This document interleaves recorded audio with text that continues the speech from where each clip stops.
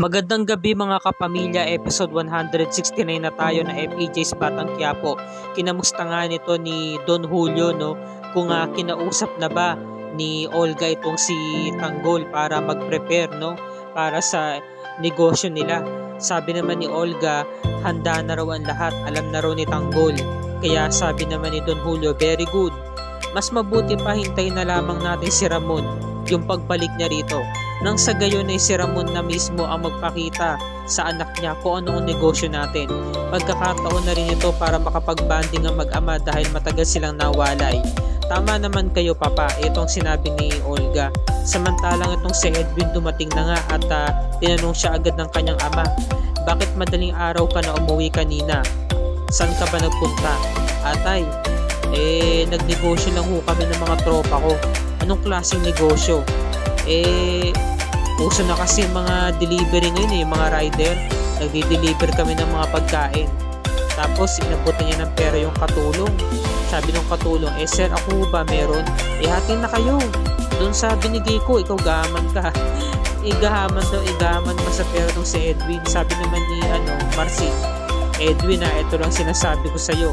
Kapag sa oras na nalaman ko na hindi legal yung trabaho mo, malilintikan ka sa akin. Teka, ang aga-aga, ba't ako ba pinag-iinitan yung sabi ni Edwin? Sabi ng nanay niya, si Nita, ganito kasi yun. Yung pamilya kasi ng asawa ng kapatid mo, naghihinala kami, parang meron tinatago. Sabi naman ni Marcing, kay nahinala kasing kinikilos nila Meron silang panauhin nung isang gabi. Hindi nila kami pwedeng makita, pinapatago kami.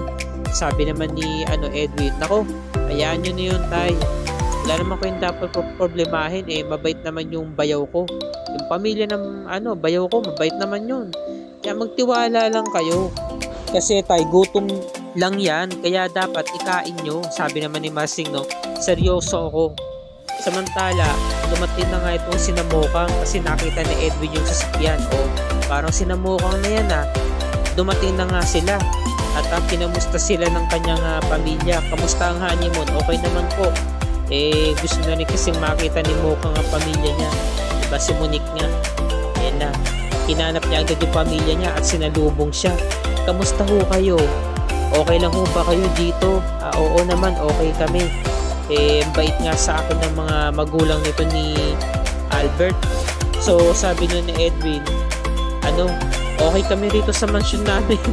Feeling kaya tawang-tawa talaga ako sa mga mukha nito ni Don Julio sa kanya Olga. Bad trip nainis sila Sabi naman ni Monique, Albert, punta lang kami sa kwarto marami akong ikukwento sa mga magulang ko. Samantalang itong si Lena, tuwang-tuwa na dahil nasa bahay na nga niya itong si Rigor at sa balutan na nga siya dahil lilipat na nga siya ng bagong matitirahan.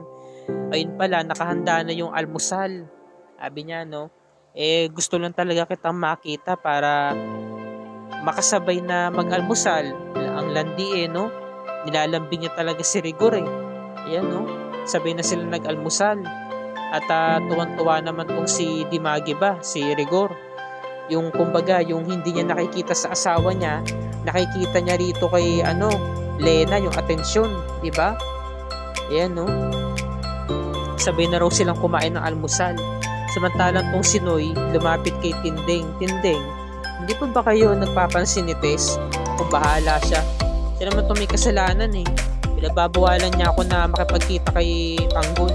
Kasi naman, Tinding, napaka-pride mo, kahit minsan naman, babaan mo yung pride mo. Ginagawa na nga ni Tess ang lahat. Alam mo, naninimbang lang siya. Natural, pipiliin yung asawa niya dahil asawa niya yun Pares kayong mahalaga kay Tess. Yung anak niya, pati ikaw. Pero kailangan niyang piliin muna si Rigor dahil asawa niya yun para sa ikabubuti rin ng lahat. Sabi naman ni Tinding Noche, sabi naman ni Noy napakamaldita talaga itong babae ito. Nakakatawa itong parting ito diba? Si Noy kasi may pagkamatari talaga pero gumigit na kasi siya sa sitwasyon. Wala siyang pinapanigan, diba? Samantalang tong si Tinding napakataray, diba? Ito na nga, tinutulungan na nga ni Rigor na mag-impake itong si Lena. Nilalagay yung mga kagamitan sa mga malalaking box at na-appreciate ito ni Lena. Sabi, naku, nakakaya naman. Hindi ko naman talaga ikaw pinapunta dito para tulungan mo ko eh. Sabi naman ni Rigor, nako, wala to. Malit na bagay lang to sa mga naitulong mo sa akin, sa mga pagpapakain mo sa akin dito, sa almusal, sa pagsama sa akin. Alam mo, buti na lang talaga pinapunta mo ko dito. Nabago yung mood ko. Kasi nandun sa bahay kanina, inunahan ako ng inis, ng galit sa nanay ng asawa ko. Inaaway niya ako dahil pinagtatanggol niya yung apo niyang kriminal. Sabi naman ni Lena, nako, kapag nakalipat na ako ng bagong tirahan, sisiguraduhin ko na magiging maginhawa ang buhay mo. Wala kang iisipin kahit anong problema. At ito na nga si Tinding, binabaan niya ng loob niya, sabi niya, Tess, o na pumapayag na ako sa gusto mo. Hindi ko na muna pupuntahan si Tanggol ngayon. Pero ito ngayon lang yan. Dahil palalamigin ko lang ang sitwasyon, sabi naman ni Tess. Naku, salamat naman.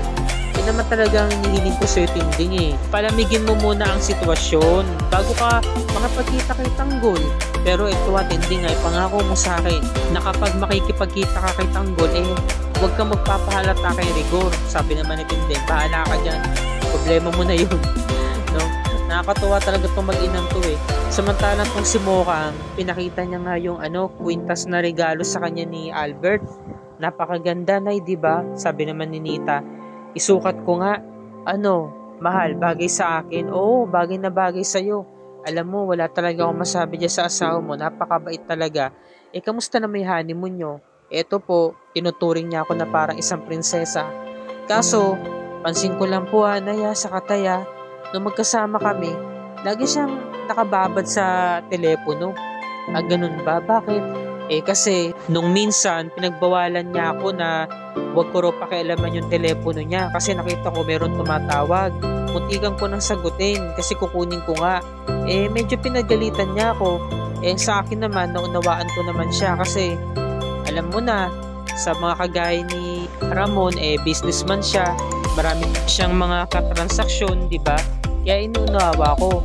Pero tunay sa Kataya, sabi sa akin ni Rigor, pag-aaralin niya daw ako.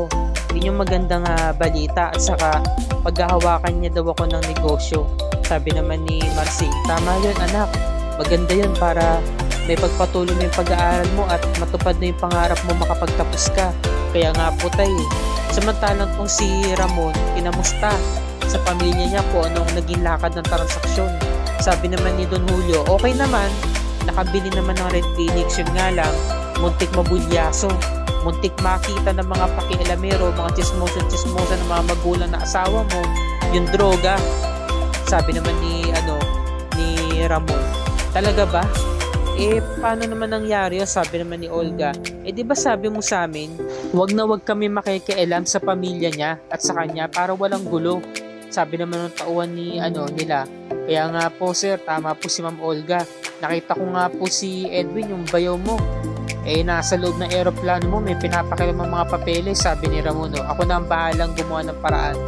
Samantala, yung mga kaibigan ni Bong, pinag-uusapan na itong si Tanggol, na hindi na raw nila makikita yung ganung klase ng tao na talagang napakatibay, diba? Marami na raw silang nakalaban dito sa selda, pero yun iba. Hindi lang daw coincidence yung pangyayaring yun, pero si Tanggol talaga na napatay yung iba sa mga kasamahan nila. Ang tindi, diba? Nakawala siya kasi nun sa selda nakapasok siya sa loob, kaya grabe naubos niya yung mga umatake sa grupo nila, diba? So ito na nga, sabi ni Chief Espinas, Maka Santos, pabalikin mo na si Tanggol sa kanyang selda. Sabi naman ni Tanggol, Chief, pwede mo bang isama nyo na si Ben kasi wala naman siyang kasama. O sige, sama mo na rin si Ben. So yun na nga, pinabalik na nga itong si Tanggol sa selda niya. So nag-usap sila ni Maka Santos, sabi niya, Chief naman, ba't naman agad-agaran mo pinababalik si Tanggol sa selda? Kakasimula pa lang niya, hindi pa yung nagsisisi, tiyak. Sabi naman ni Chief Espinas, kailangan ko itong gawin para makuha ko ang loob niya. Dahil kakailanganin ko siya para tuluyan ko ng mapatay itong si Congressman Sibilia. Ito ang pagkakataon para makuha ko ang loob niya. O diba? Talagang ito yung dapat natin pakatutukan mga kapamilya sa mga susunod na tagpo dito sa Epillis Batang Quiapo. Kumbaga si Tanggol ang dapon, diba? yung ginamit na instrumento nito ni Chief Espinas para matupad yung kanyang mga misyon, di ba? Para magkaroon ng kasakatuparan na ipapatay yung mga ganitong klase ng tao. Di ba, kawawa naman si Tanggol. Kaya grabe, ang dami talaga magaganap na dapat natin pakatutukan, kaya wag natin itong palalagpasin. At dito na po nagtatapos ang review and recap para sa gabing ito. Kung bago ka pa lamang sa aking channel, kapamilya, please like and share this video on your social media platforms. I-hit mo na rin ang subscribe button with notification bell icon para lagi ka updated sa mga episodes ng FPJ's Batang Quiapo and other ABS-CBN shows tulad nito. Maraming salamat sa inyong panonood mga kapamilya, and God bless us all.